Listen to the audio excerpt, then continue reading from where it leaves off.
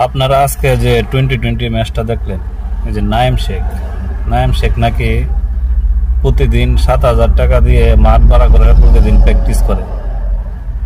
এইটা কি টি-20 খেলা? এটা এত ওয়ান ডে খেলতেছে নাকি টেস্ট খেলতেছে? এ বলে এই 7,000 টাকা দিয়া প্রতিদিন মাঠ ভাড়া করে খেলে।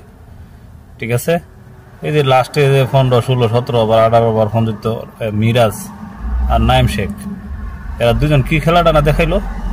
কি খেললো এরা? ওয়ান ডে সিঙ্গেল, এগুলা টি-20 খেলা।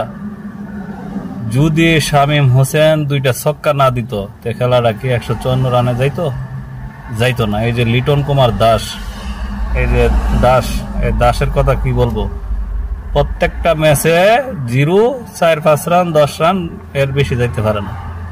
এগুলোরে দিয়ে ভাই টি-20 খেলা হবে?